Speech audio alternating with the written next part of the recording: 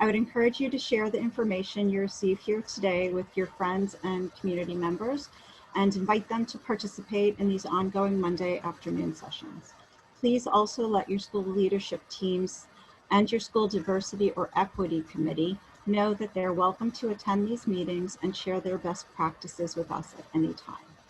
In previous sessions, we learned about the work that's being done in our middle and elementary schools to advance diversity, equity, and inclusion.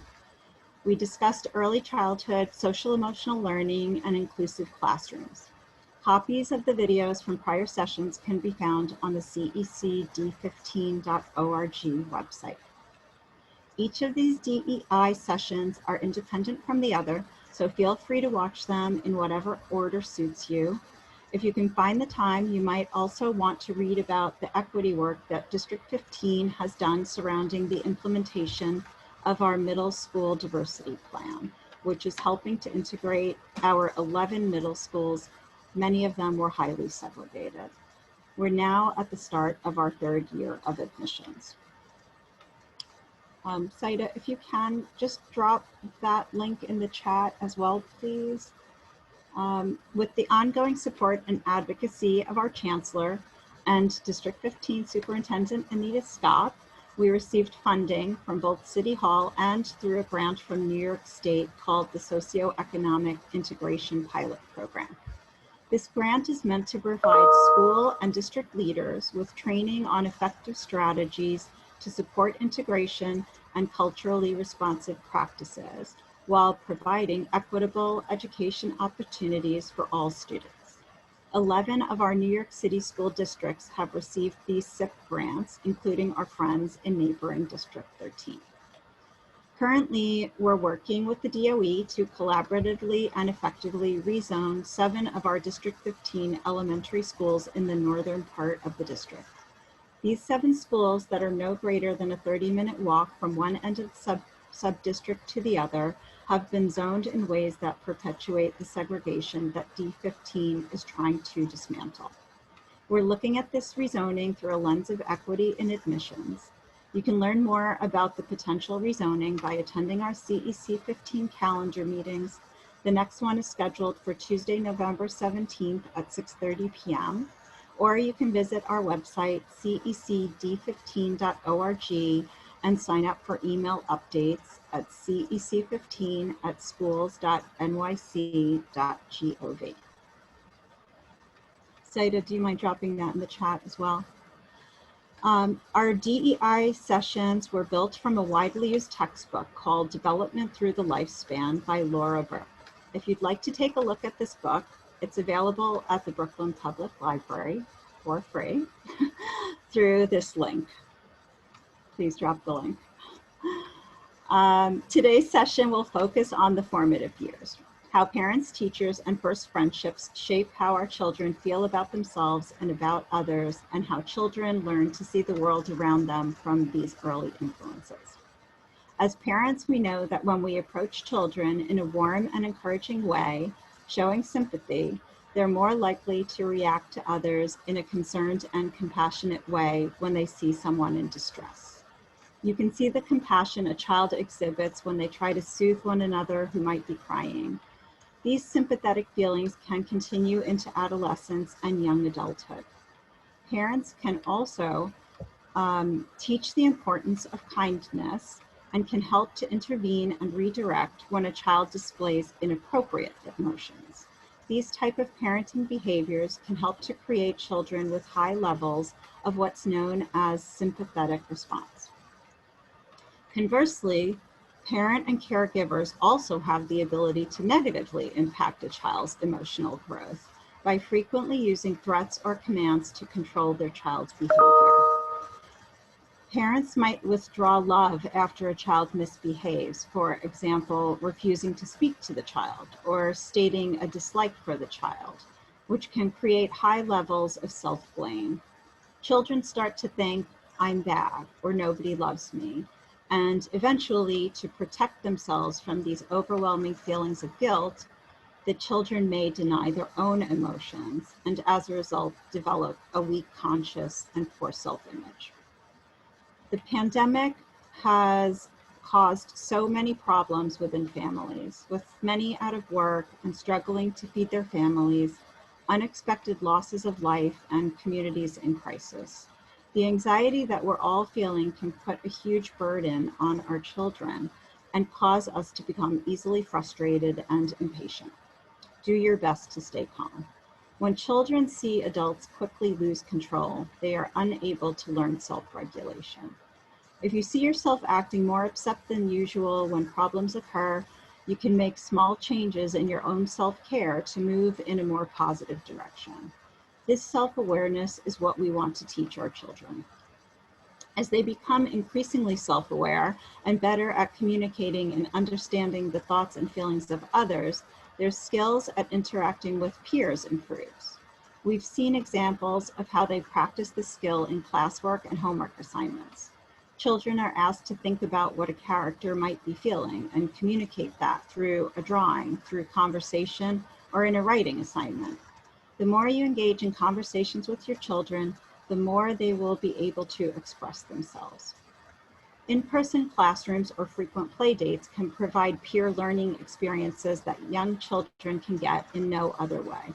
We learned in the last session that because children come to school with varied levels of ability and life experiences, they must work together at keeping a conversation going, cooperating, and setting goals in playing together. With peers, children form friendships. These special relationships are marked by an emotional attachment and common interests. Our teachers provide lessons that teach emotion, understanding, respect, and caring for others, strategies for regulating emotion, and resistance to unfavorable peer pressure.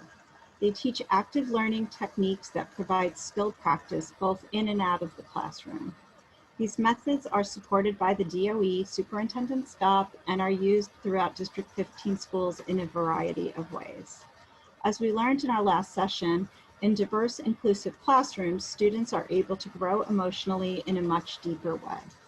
Our teachers have a profound influence on our students and are truly the foundation of our school system. Our first speaker today is Elizabeth Stronsey. Elizabeth serves as the Director of Policy for the Division of School Climate and Wellness, leading the development of the Supportive Environment Framework and related policy and implementation work for social emotional learning and trauma-informed care. Most recently, she led her team through the development of a crisis recovery plan to support student and adult social emotional wellness. This included the development of professional learning sessions for NYC DOE leaders and staff, and a range of practical social emotional learning resources and tools for schools. With a background as a psychologist and also a DOE mom, she brings passion and experience to the work that will support this meaningful conversation. Elizabeth is here with us today to talk about the progress that the DOE is making to support all of our students. Thrilled to have you. Welcome. Thank you so much. I'm so happy to be here. Should I do a screen share for slides? Would that work best? Okay. Yeah, absolutely. A second to get set up.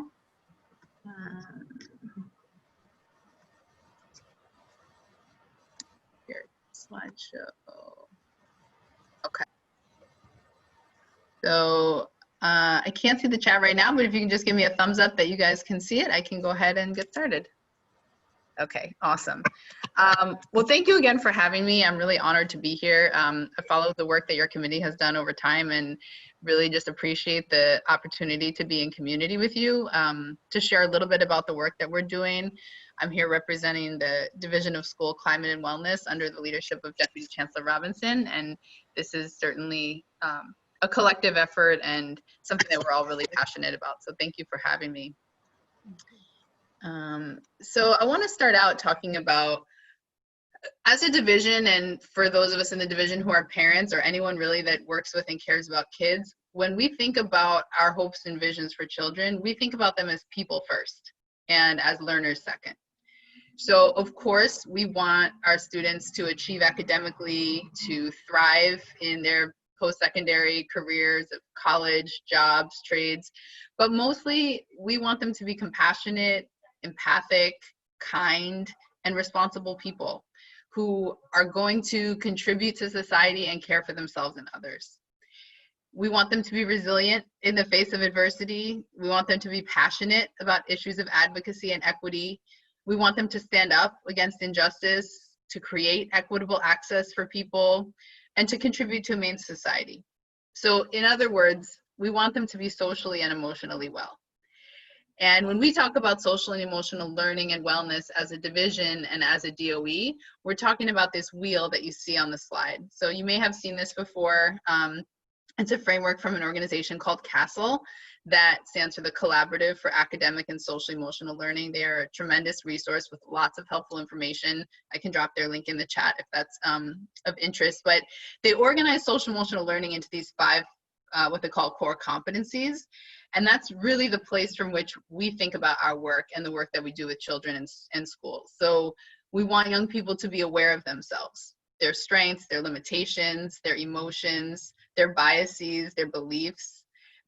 We want young people to be aware of how their actions impact others for good and not for good, and the consequences of their choices. So that's when we say self-awareness, that's kind of what we're talking about. Self-management, we want young people to be able to manage their feelings effectively, to develop cool-down strategies and coping skills that are healthy and that are positive. We want young people to be socially aware. What are the experiences and circumstances of other people? How am I learning about the world through the relationships that I have? How am I building relationships? How am I navigating conflict? So when we talk about social and emotional learning and creating supportive environments in schools through the development of these skills, this is kind of the crux of what we're talking about. And as a system for us, this is critical work for students and adults. But for young people, especially in the formative years, as Camille said, that the ability to develop is just so much more significant in young people, and there's so much power in this work. And that's why we're really passionate about that. And I'm excited to talk a little bit more about some of the work that we're doing and how that can translate to families and communities as well. So we're gonna go to the next slide. So what you see on the screen is called the Supportive Environment Framework. Our division created this last year and shared it with all of our staff members as a means to kind of establish a vision and expectation that all schools in the DOE are a supportive environment where all children are welcomed and affirmed for their unique identities, and where children are given the tools to thrive socially and emotionally as well as academically. So it's essential before we get to learning, before we get to development, before we get to any of that, it's essential that our young people experience school as supportive and inclusive and affirming. And we organized our framework into what we call like 4 domains. These are like the big categories of things that should be happening in every single school for every single child. And we feel strongly that it's important as a system to name these values and to communicate that in a way that makes clear what we're aspiring to, and also that offers resources and strategies to educators to help get us there. So I'm going to start by talking a little bit about our vision and the why, and then discuss a little of how to get there.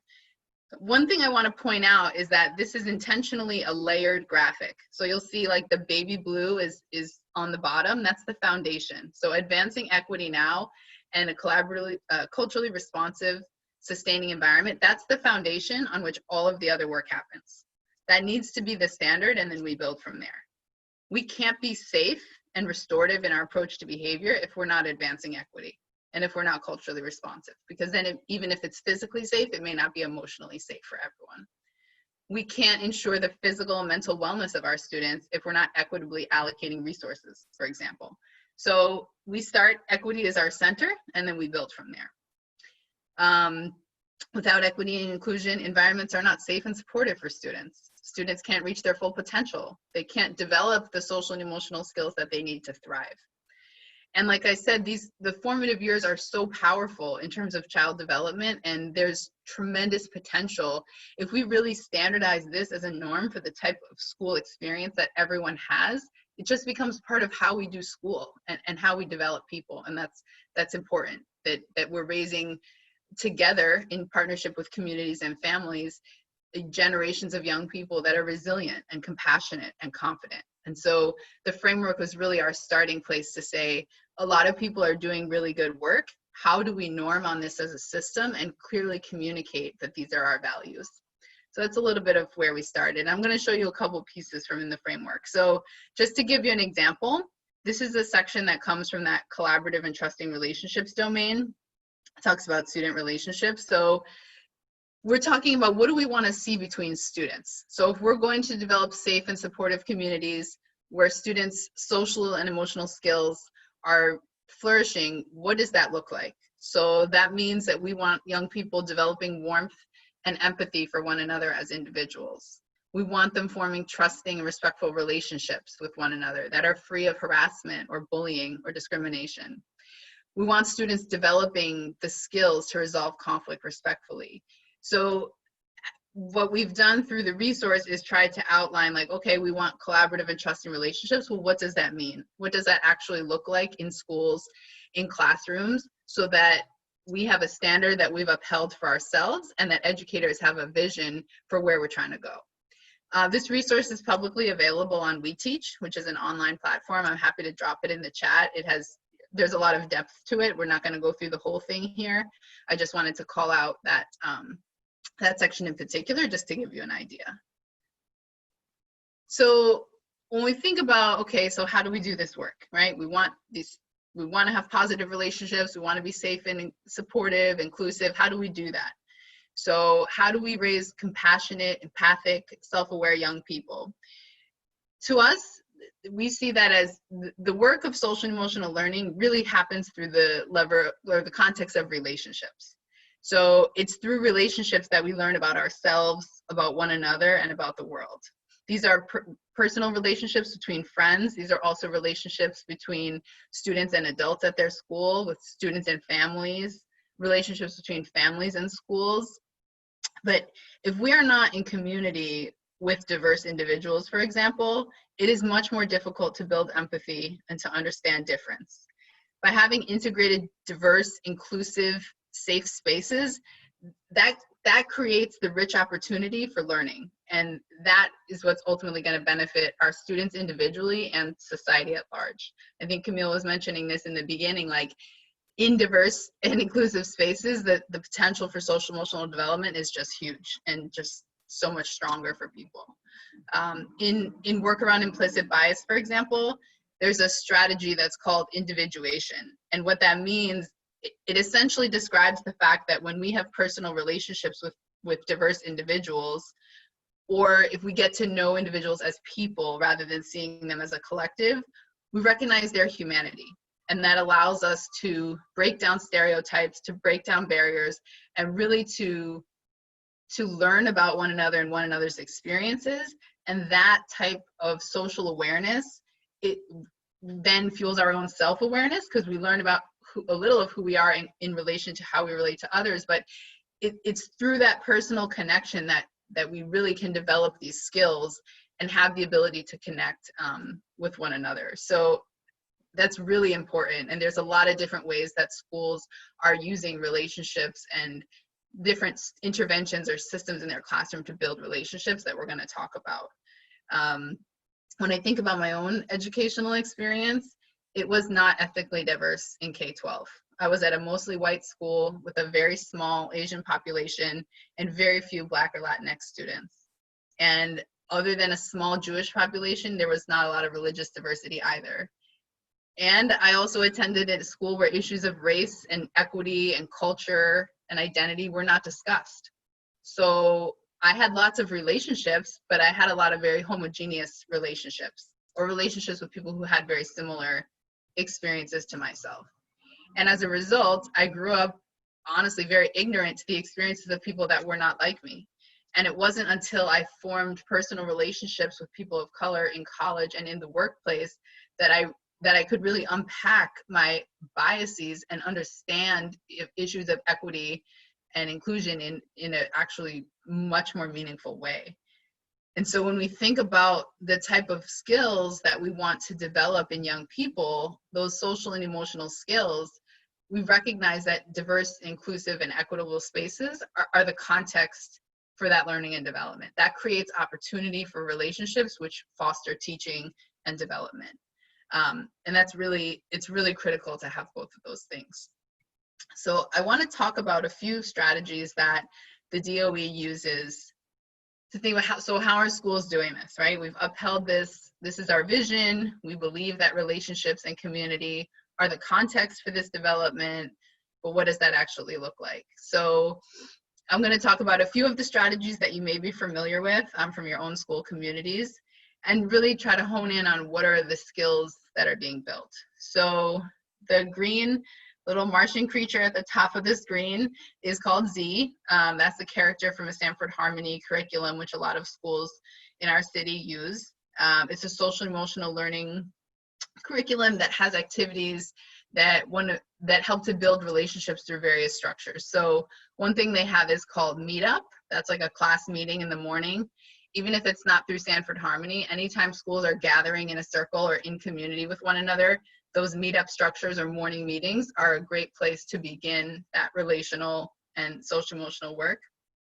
They also have something called Buddy Up, where they do these like question cards or activity cards, and kids will pair up with someone in the class and get to know one another better through some type of a challenge or a question.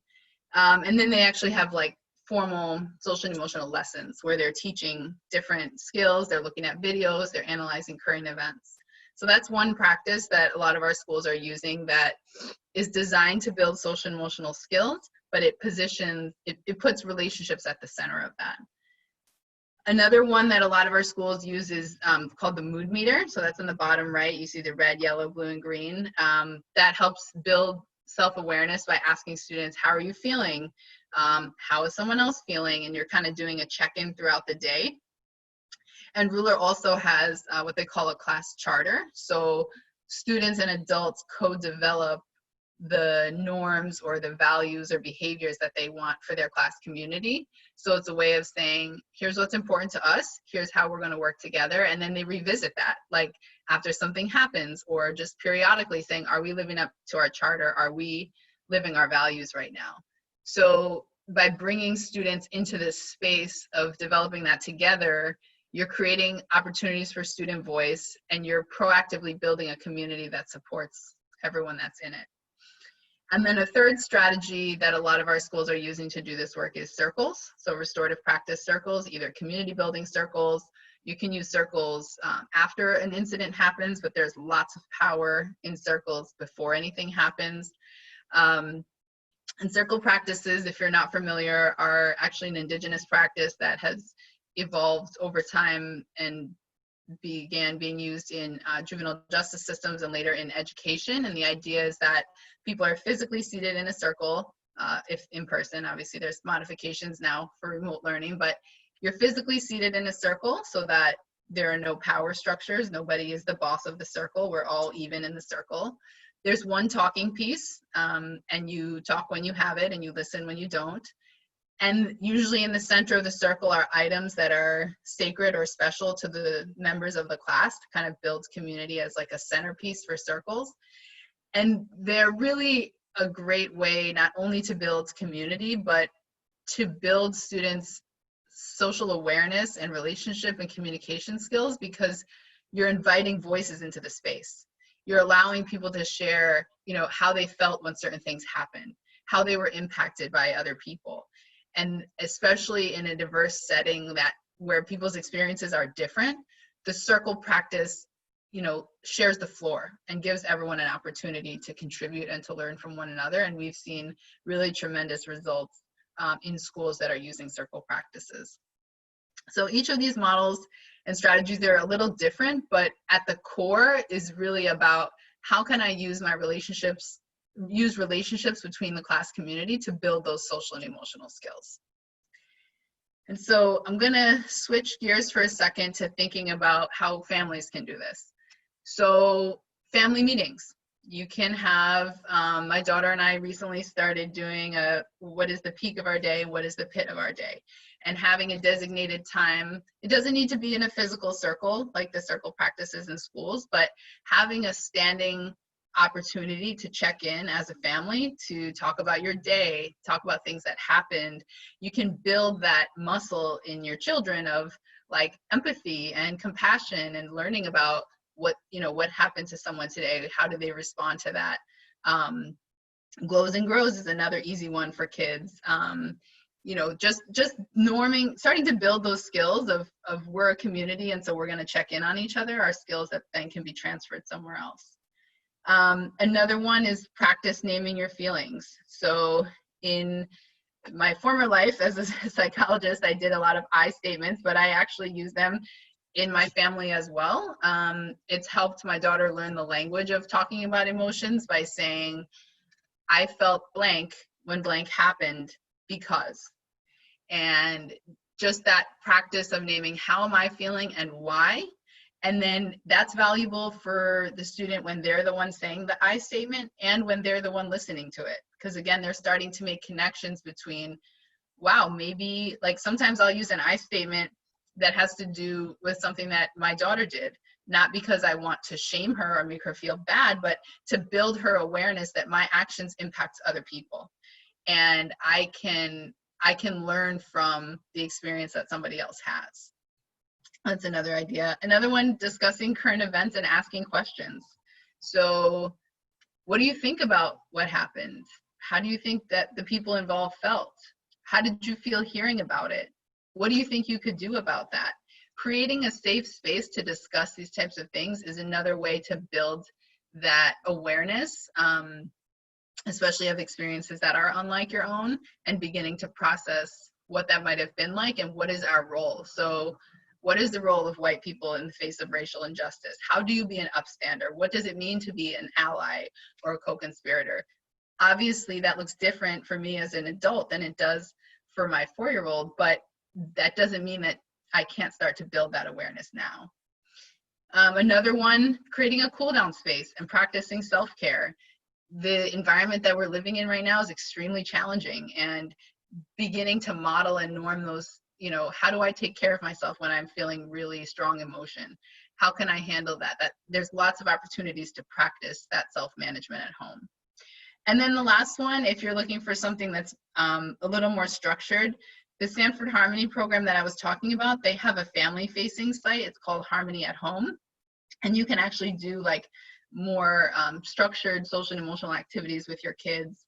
I can drop the link in the chat. It's free. They have materials for pre-K all the way through 6th grade, and you could probably even adapt some of those things for older kids. And so that's another resource if you're interested. So that's not an exhaustive list. There's probably a lot of creative ideas that you have from your own children or schools and communities that you work with, but hopefully this gives you a little bit of an idea of kind of how we approach this work in schools and how some of that can be translated to at home. And I'm probably out of time, but I'm more than happy to answer any questions or stay on the line. I'm really passionate about this personally as well as professionally, and just appreciate the opportunity to be here. Thank you so much, Elizabeth. That was just a wealth of information and so much appreciated. I wonder if you wouldn't mind putting your email in the chat. Sure. So Yeah. if people do have questions or they want to reach out to you about things that are happening in their own school, sharing best practices. I know that the DOE always likes to hear these stories of success that are happening in their schools.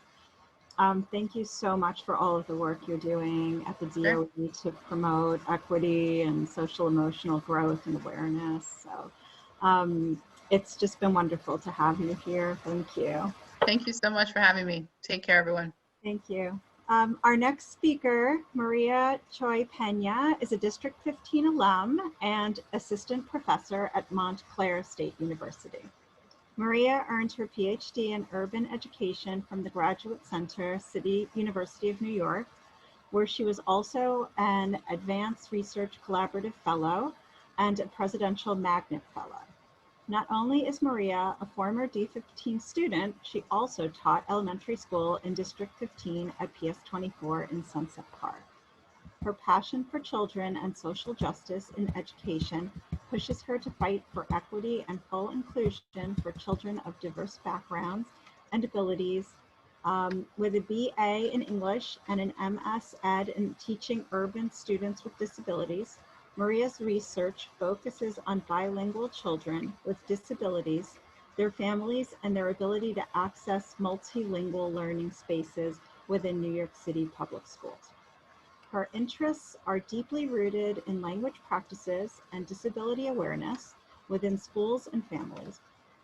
Maria was recently awarded first place for 2019 Outstanding Dissertation of the Year by the National Association for Bilingual Education.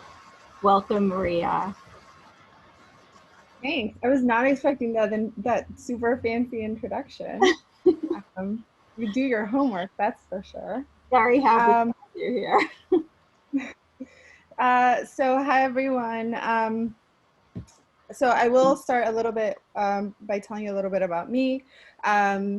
Like Camille mentioned, I'm a former District 15 student. I was a student at PS 169, MS 136 in the Brooklyn School for Global Studies. And I was identified as an L and as a newcomer because I emigrated to the US in 1990. So this work is both professional for me, but also deeply personal. I also was very fortunate to get to teach in the same community that I grew up in, which doesn't really happen for a lot of people in New York City. And so I was a bilingual special education teacher at PS24, and I taught across 3 different settings. So I taught in a self-contained bilingual special education class, a dual language ICT class, which is an integrated co-teaching class, and in a dual language general education class. And now I'm a professor at Montclair State University, and my research really focuses on bilingual children with disabilities, their families, and their access to multilingual inclusion in public schools. So a lot of what I'm going to be sharing with you guys today comes from that lens. So, So having said that, I think that when we talk about inclusion, different camps have different understandings of inclusion. If you talk about inclusion within special education spaces, they're thinking about it in terms of students with disabilities being put alongside their typically developing peers, right, or able-bodied children. And then if you talk about it in other spaces, then it's thought about in terms of racial integration. And so what I really want us to be thinking about today is about how do we also include children of color with disabilities. So the data around non-white children with disabilities indicates that there are higher rates of children of color in special education than white students. We also know that Latinx and newcomer students are overrepresented in special education, particularly in the areas of speech and language impairment, while African American students are overrepresented in emotional and behavioral disorder classifications. This is important to know because these 2 disability categories often result in students being placed in more segregated learning environments, right? So those students who have more severe diagnosis end up being put in smaller classes and more segregated classes, which in turn, right, results in a different type of segregation beyond racial segregation that we talk about. So then these kids end up being put in spaces that are segregated on the basis of intellectual, racial, and linguistic ability. Often language and disability classification are cited as reasons for not placing students in more inclusive settings. Often students are placed in 12-to-1 settings as opposed to ICT settings. And when they are then placed in ICT settings, they're often asked to give up something, right? So a student who's in a bilingual special education class is regularly moved to a monolingual inclusive class in order, so there they have to choose their language or their typically developing peers, right? So there's different ways that we're creating exclusion for students, even within spaces that we believe to be inclusive. So there are many benefits that arise from inclusion, and because so beyond just the demographic needs of integration, I think it's really important that we think about the social emotional needs of students with disabilities, not just typically developing kids. So often when we talk about integration, we talk about how good it'll be for typically developing kids, but it's also really important for students with disabilities. It allows peer-to-peer modeling. It also allows for the actual creation of meaningful friendships beyond just buddy systems. So I'm currently at Montclair State University. I work in a teacher education training program, and I encounter a lot of future teachers who the first thing that they say is that they want to be a special education teacher because they were part of a Special Olympics or some kind of buddy program. right? So, and in high school, as opposed to actually having and knowing and being in community with people with disabilities. We often position able-bodied students as helpers for students with disabilities without thinking about the mutual ways that they can learn from each other. The third thing that we really need to think about when we're thinking about the benefits of inclusion are the benefits for the parents. Parents, so I really focus and research mothers. My dissertation is actually based out of District 75 participants. So one of the primary things that mothers feel when their children are in segregated classrooms is isolation. So they feel really disconnected from their neighbors and their community members because they're not really taking part in the same activities as their children are, or as their neighbor parents are. They also then have limited access to information. So because special education classrooms tend to work as their own little universes, they tend to be disconnected from the larger school community. And sometimes that disconnection also comes because parents feel a lot of shame, right? When we put children in self-contained classes, there is stigma that comes with that placement. And so that stigma is then extended to the parents. And so the parents then have a difficult time building social relationships for themselves and also for their children beyond the small classroom community that they're in.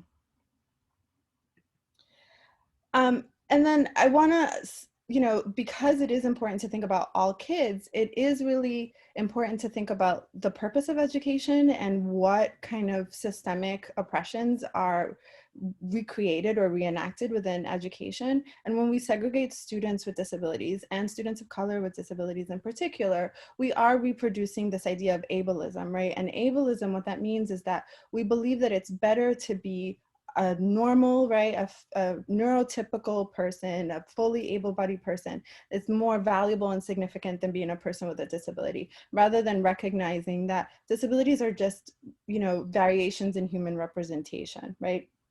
So when we segregate these students, we also then result in a hiding type of these students, right? So then when able-bodied students then encounter people with disabilities in the public, then they have shame, pity, disgust, right? All of these negative associated feelings because they don't know how to interact with a person with disability and they've never been exposed to one. We know the statistics and data around representation for children of color to see themselves in literature and in television and in their teachers, right? This is also true for children with disabilities, right? And just for children in general, to be able to see variation around them. This then increases representation of students, which in the long run also results in higher employment rates for people with disabilities. There's a few studies that show that employers don't hire people with disabilities because they're never encountered them, right? So there's fear, there's this mysticism around who they are.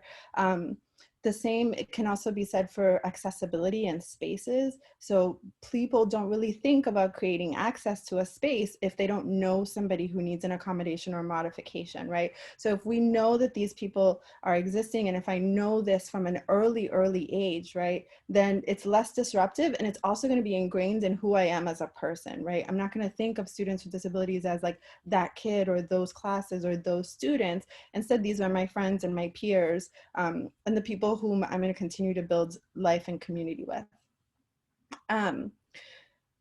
I was very conscious of time, so I hope I didn't go too fast through all of that. But the last thing that I just kind of want to show you guys is that when we're thinking about inclusion, it's really important to be thinking intersectionally, right? So not just thinking about race, not just thinking about ethnicity or language, right? But also thinking about socioeconomic status and ability, because a lot of these factors are the factors that determine whether or not a child ends up in special education and whether or not a child ends up in a segregated a special education program setting. So it's really important to be thinking about these multiple points in order to create access for students.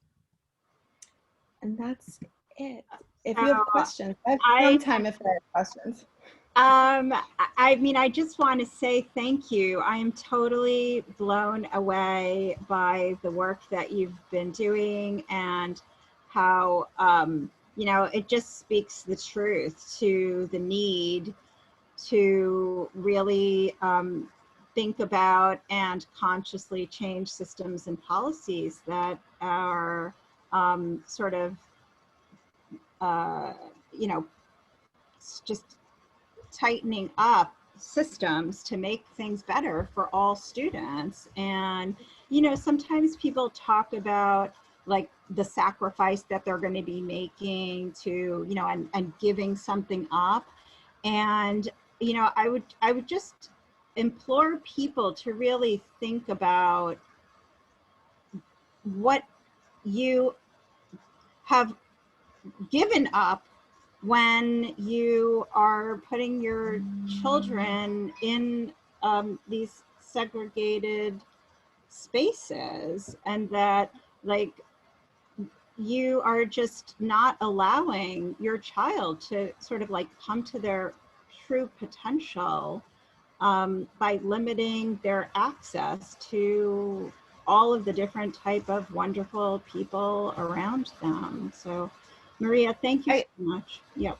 Sorry, I just want to add, I hear that. And I think also it's really important that this conversation happen on a grander scale, right? Because a lot of times parents themselves are not super informed and they don't necessarily know about, you know, like about the federal policies of IDEA, right? And that segregation actually goes against the spirit and like the intention of IDEA. So it's also about how do we inform parents to know that their child will not be harmed by being put in an actually effective and well-structured inclusive class. Yeah. I mean, I definitely feel like we need to have more and more conversations like this. And I think a lot of people have been paying attention to D75 like throughout the city and really talking about, you know, the separation of, you know, and labeling of children in this way just perpetuates the problem. So, you know, thank you so much for bringing this information and sharing it with us and all of the great work that you're doing. It's just been really a pleasure to meet you and know people like you are out there in the world doing these wonderful things. And that, you know, it's like all of our responsibility to keep talking about this and advocating for change. So thank you. Yeah, thank you so much. And I'm happy to continue supporting your efforts moving forward. So please don't hesitate. Thank you so much. Thank you. Our next speaker is District 15 Superintendent Scott, and it's always my great pleasure to work with her, learn from her. She has proudly supported our district for, I think it's 10 years now.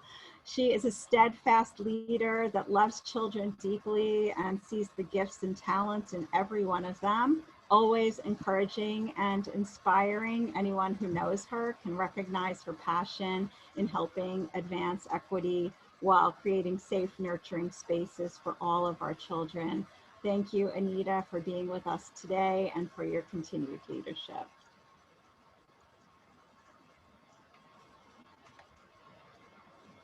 Neil, hi.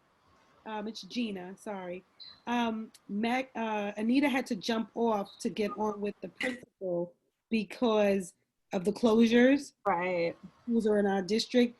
So she apologizes, you know, profusely. She sent us a text, Maggie and I, but she was very glad to be a part of this. Maggie, you want to jump in and add anything? Yeah, so she did apologize. I see she's still on, so I wasn't sure if she was going to say anything or not, but I'm imagining she's on the line. There was a last minute decision with closures tomorrow that I believe she's talking to her principals about. So, and I tried to get from her what exactly she wanted to share. I know she did want to share with you about all the work that District 15 is doing. She's very, very, everything that has been presented so far in terms of integration and inclusion, especially with our students with disabilities and students with IEP. She's very into that in terms of facilitating and creating spaces where they can feel safe, and you know, nothing's changed. So she did want to talk about all that. I can't do it justice. I don't want to pretend I can. I don't want to put you on the spot, and I understand, like, you know, we're in such challenging times. Yes. So we have to be flexible, and you know, Anita is always there and accessible. So we know that she'll join us at another time and speak to this. It's an ongoing conversation. You know, it isn't just this moment in time. It's like, absolutely, you know, part of the foundation that we want to create here. So thank you, both Gina and Maggie and everybody from the District 15 office. I saw Kelly was on the line too, and Christine. You know, we are just so supported with wonderful people in the district office. So I guess I'll just wrap up a little bit early. This has been an incredible session. Thank you to our speakers for joining us today and to the many guests that have been participating in this DEI series. Our next session will be in 2 weeks on October 19th. Before we go, I want to share an incredible resource with you. Saida, do you mind dropping that in the chat? It is a list of over 200 culturally responsive books that was put together by the Department of Education. These books were purchased by CECs throughout the city back in the spring, and they were used to create libraries at many of New York City's shelters to support the learning of our students in temporary housing. It's a wonderful list. I would ask that you go through it, see if you have any of those books or you've read them, read them to your children, and feel free to refer to them for future reading material. So thank you so much. Thank you everybody for joining us, and look forward to seeing you again, hopefully sooner than later, and have a wonderful rest of the day. Take care.